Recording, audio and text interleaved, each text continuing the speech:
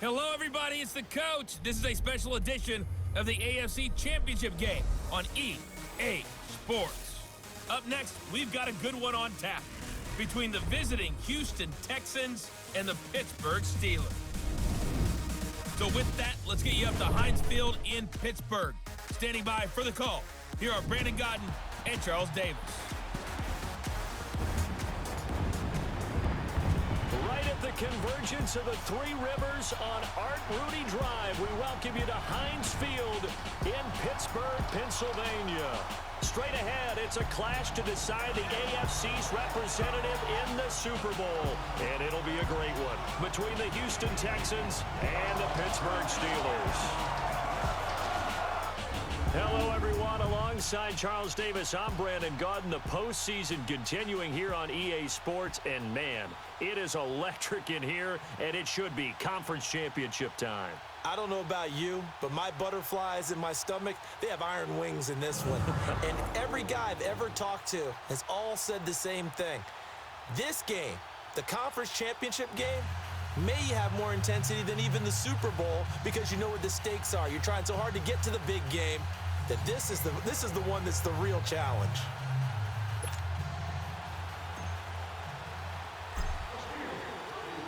The winner here goes to the Super Bowl, and we'll know soon enough which team that'll be as we are underway in the AFC title game. This will be taken to the back of the end zone.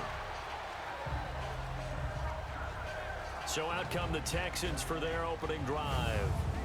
And they'll be led out by the man running the show, Charles, their quarterback. I read something prepping for this game that he said prior to, and I think he really said it a few months ago, where he talked about he wants to have the type of season that at the end, he's buying gifts for all the guys who helped him along the way. And I know that the team wants to hold him to that and really get into his wallet. But that's what good leadership gives you. You know, at the end of the season, because you've done a great... Rush coming, and he's taken down. Brandon, if I'm an offensive coordinator and I see an all-out rush like that, I file it away because I'm going to use their aggressiveness against them.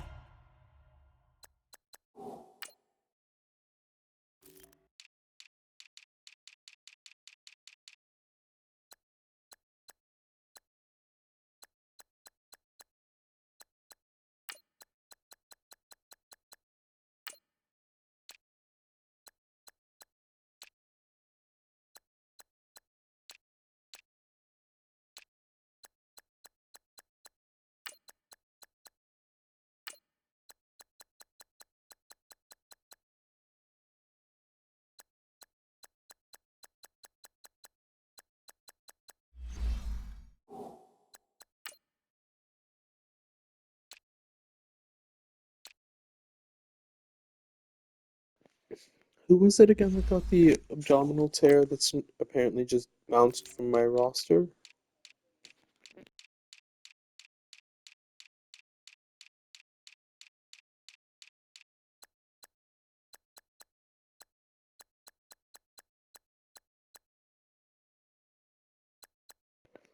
It's not Duggins, it's the dude before him.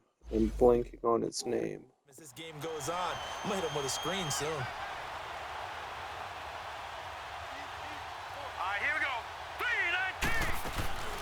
Here's a play fake as they set up to throw. Now the pressure comes and he goes down. Just inside the 10, back at the 9. Now that's the way to open up a game on defense. Back-to-back sacks. We know that someone's come to play today.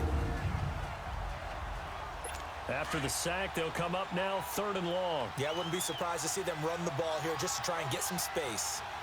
All right, here we go. No run call here. They'll look to throw instead. And this is going to be incomplete. Well, shame on them, Coach Davis. They went against your advice. They threw the football, and now they're backed up to punt this away. They're actually fortunate. They went against my advice, but they didn't turn it over, right? No takeaway for the defense. They'll punt it now. They probably could have gained a few yards if they ran it, though, and helped out with field position. The Texans send the punter out, as his first punt will come from inside his own end zone. So out come the Steelers now for their first drive. And out will become the leader of this offense, and that, of course, is their signal caller. And what's a quarterback's best friend? Balance? I think you're right. I agree with you. You know, a lot of guys would say great receiver, right? A terrific offensive line. But I agree with you, balance, because if you can run the ball effectively, that just opens things up for guys who want to throw it and gives you easier passing lanes and easier coverages to read. And they said balance will be a focus in this one. Yeah, they don't want it all just heaped on his shoulders, I don't believe. I think they want to make sure they take some of the pressure off. Well, he's going to take a shot right away. And caught in the end zone. Touchdown, Steelers. A big play there. 59 yards. And the Steelers have taken a first-quarter lead. Well, we knew they had the crowd on their side. Their defense has already made a stop, and now here's an opening drive touchdown. Yeah, how about the defense making the stop, offense feeling their momentum that they've generated, and turning into points on their side. So now you got a team working together, and they got the crowd involved fully on their side in this ball game. And in this playoff atmosphere, that 12th man means even more. Elliott good with a PAT, and that makes the score 7-0. And we can break that scoring drive down pretty easily. So either way, it's going to be Will Leonard, who we traded to Minnesota, and I kind of wish I'd kept him and just let Elias go, or something along the lines. Like if I drafted him 1 or 2 years later instead of Boycell, we'd be in a very good situation. This will be taken to Or the back of the end Riley zone. Elias. And no run back here. This will be a touchback, and it comes out to the 25-yard line. And the Texans set to come onto the field. And on the last go-around, they really couldn't get anything going. They had to punt from deep inside their own territory, which means you're going to lose the field position battle as a general rule. What they're looking for now is a little more consistency. Pressure comes, and the Steelers take him down. And that is the third sack this offensive line has allowed in this first quarter. Yeah, that puts him on pace. Let me do the rudimentary math here. To be sacked 12 times in a game. I know he's not going to go for that. I wonder if it's going to reshape what they decide to do on offense in terms of play calling. Well, I can tell you what, when he popped up, shaking his head, frustrated right now behind center. Now a deep ball there on second down, but it'll wind up incomplete. And the Buffet boys, the O-line, hopefully they're ready today. Listen, you got to feed them first. But if you do, you usually get a great product out on the field. And when they play well, the quarterback can't wait to feed them afterwards. An incomplete pass on that last play, and that means they'll need to come up with something here on third down. He'll drop to throw. And oh, look at that, a diving catch. 16 yards on that one, and also a Texan first down. A Hall of Fame coach once said, there are no medals for trying. And that wasn't a trying effort, was it? That was a winning effort. How about that great catch? Excellent. They know, hey, you lose this game, you get a ding or two. You got 7 months to heal. They're going to go all out. His throw incomplete.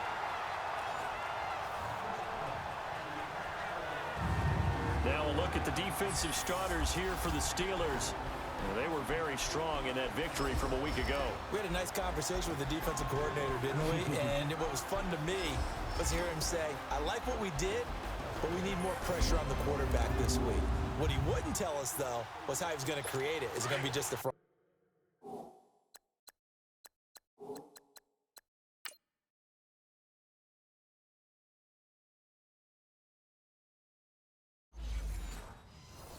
Four? Is it going to be 3? Is he going to bring linebacker, secondary?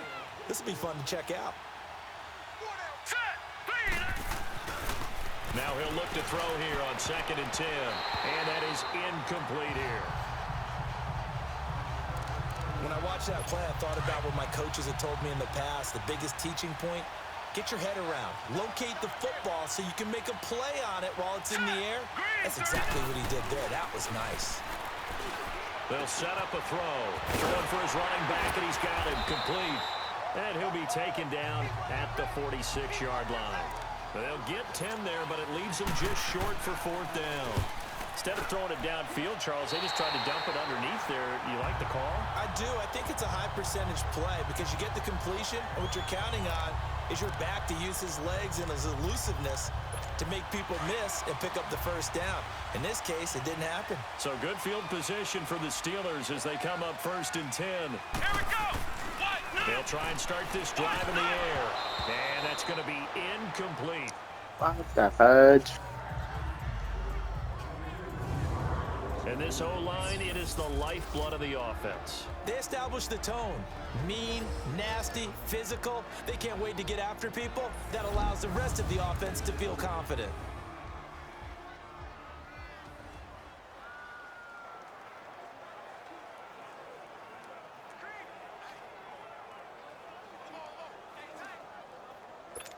Ball on the 42 as they come up 2nd and 10. Let's go. He'll try again with the arm here on 2nd down. And this time he's got the hook up. It's complete. He had a great move, but he'll still be stopped shy of midfield. The reception good for 7. It's 3rd down.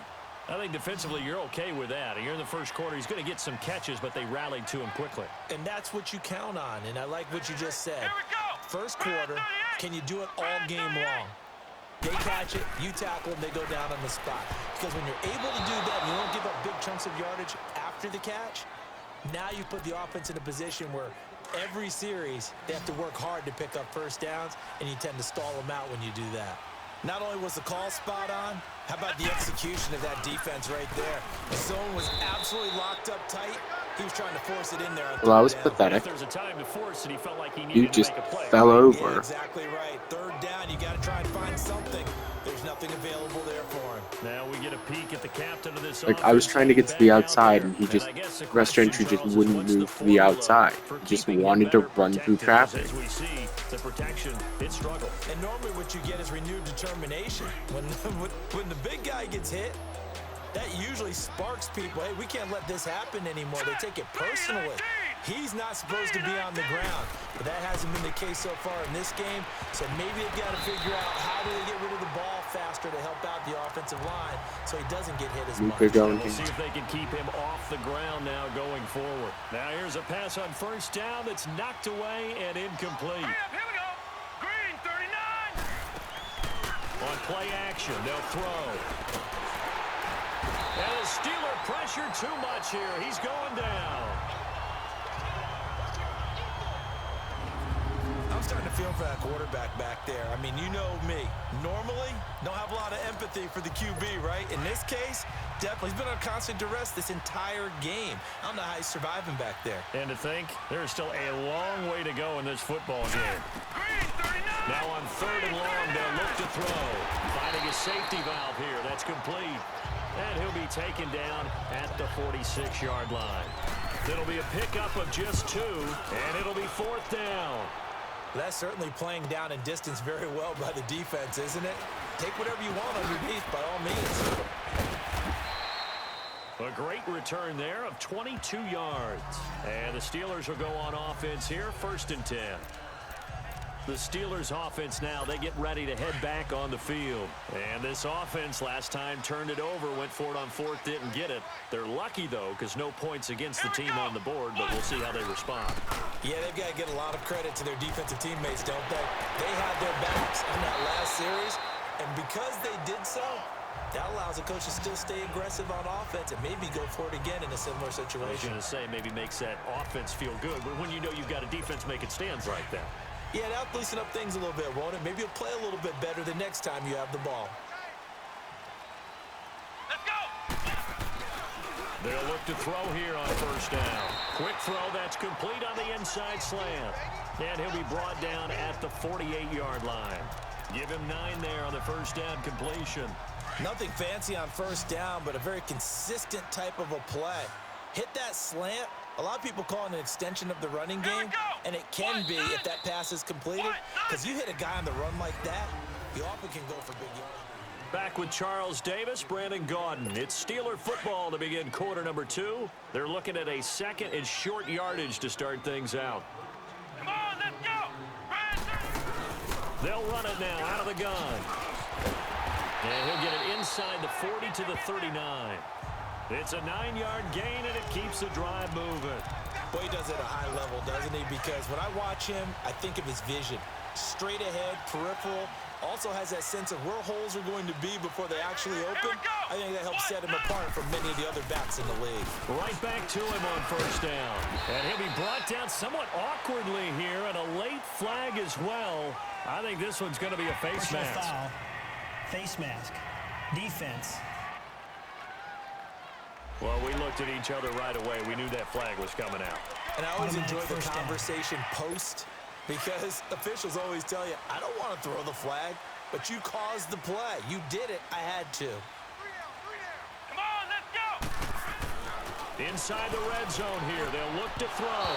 Throwing over the middle, and it's Is it just incomplete. Vincent Hageman does not want to throw it to Tate Erdl? Or is there something else going on? That's the second pass that was just botched. Like, what the fudge? These are easy passes. Whether it's playing this game or whatever we do, hard to attain, but that's what they were searching for as that pass goes incomplete. Let's go. Back to throw now on 2nd and 10. And he comes back with one complete. And he'll get it here to the 10-yard line. And they'll get 9 there as that sets him up better for 3rd down. That's a staple of this offense. Drag route to the tight end. Yeah, he's unable to use his size to break off much more yardage after the catch, but still an effective gain nonetheless. Here we go. Brad 38. Brad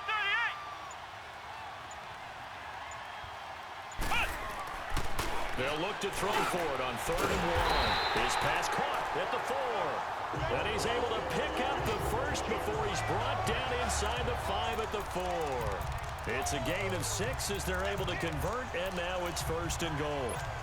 Well, they've had a great, impressive drive going here, and that pickup ensures the drive continues. And not only do you continue the drive, which is demoralizing for the guys on the defense side of the ball. Got his man, it's caught for a Steelers touchdown. As his guys are in for 6, and the Steelers are going to add on to their lead. And Charles, the defender, was there. He just didn't get it. Sometimes these plays turn into basketball in a sense, with 2 guys going up for the football. Which guy's going to box the other away from it and grab it? Yeah, I know you hear it a lot, but it's just the will to get it, right? Oh, without a doubt, the will as well as a really nice touch on the ball that was thrown. And some talent, too. Elliott good on the extra point, and it's now 14-0. So this drive spans 7 plays, and it ends with a Pittsburgh touchdown. Elliott now to kick this one away. This is fielded a couple yards deep. And he'll take it back to about the 19-yard line. Out comes the Houston offense as they get set to take over here. Already down 2 touchdowns here in the first half. This becomes a pretty important drive, doesn't it? It certainly does, and a lot of teams script plays. We know that, right? They have a script to start the ball game, and typically those scripts go between 12 and 24, 25 plays. Down 2 touchdowns early, probably not very deep into their script. I think that they'll stay with it. I don't think they'll abandon it just yet and try and generate some offense on this drive. Anything. At least 3 points, get that 0 off the board. They'll look to throw here. And he will find his man on the outside. Tally, that is catch number 1 for him in this AFC Championship. It's a 1st down. A little football 101 there. You just see the receiver try to run down the defender, meaning he goes right at him and really trying to move him a little bit towards the center of the field so he can put his foot in the ground and break to the out, to the sideline, and make a catch. No gain there on the completion. 2nd and 10. Well, that was a simple throw and catch, but even with that completion, 0 yards gained, so they're behind schedule on down and distance. I think they were hoping to get it to him. He could make a man or 2 miss, but that window closed quickly. Back to throw here. And he'll take this to the other side of midfield before going out of bounds. Tally, that is catch up.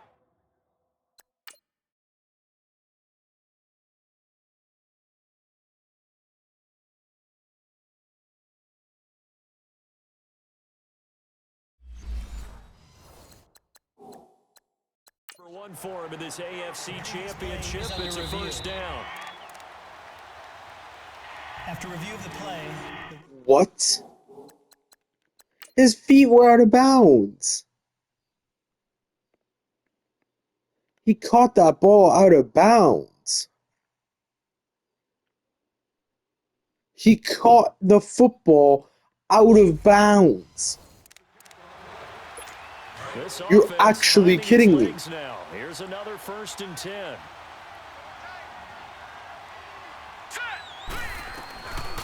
They'll set up to throw.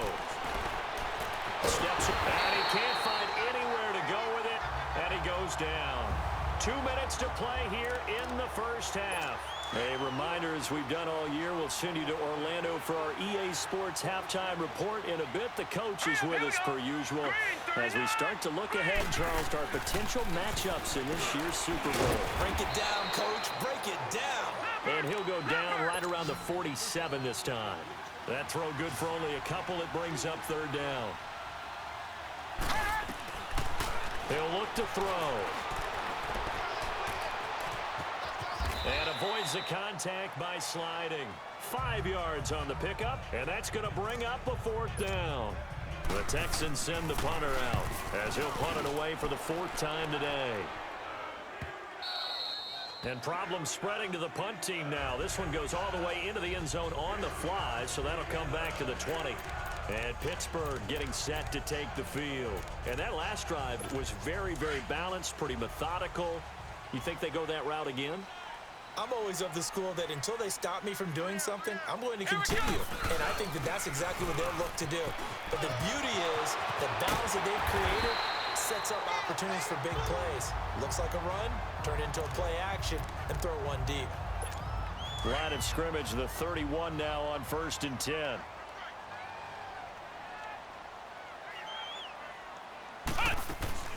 Running game working. They'll stick with it on 1st down. And he'll be tackled just past the 35 at the 36. 5 yards is the tally on 1st down. That brings up 2nd and 5. I call that play a success. A nice inside run sets up a very manageable 2nd down. A very solid gain on that play. Throws a quick hitter on the slant. That's complete. And he'll get up near the 45. They'll spot it at the 44. The quick slant, good for 8 and a 1st. This has to go down as one of the simpler routes in the playbook, but oh so effective. Nice completion there. Keeps the sticks moving. Wide open receiver complete. That one good for 14 yards and a Steeler 1st. This quarterback now 8 of 11 in this first half. He's got it 1st and 10. And incomplete there, almost picked off. That's one you maybe expect your roaming free safety to come up with. But it's 2nd down. Ball on the 42 as they come up 2nd and 10. Come on, let's go. They'll throw now on the final play. Going up top. Got a man, it's caught inside the 10. And he'll head out of bounds inside the 10. Mark him down at the 9. So we come upon halftime in the AFC title game. As we'll head down to Orlando, that's where we find our man Jonathan Coachman at our EA Sports halftime report. Coach. All right, Brandon, thanks. As always, 1 half remains in the battle to see who will take home that Lamar Hunt trophy and represent the AFC in the Super Bowl. We'll get back to you guys in just a moment. So with that, let's get you right back out for the second half and the right to represent the AFC in the Super Bowl, as I'm privileged to hand things back over to Brandon Gaudin. All right, Coach, thank you, and we welcome everyone back for quarter number 3. One more half to decide who takes home the Lamar Hunt trophy as we're back underway in this AFC Championship. And he'll get it up past the 20 to the 22-yard line.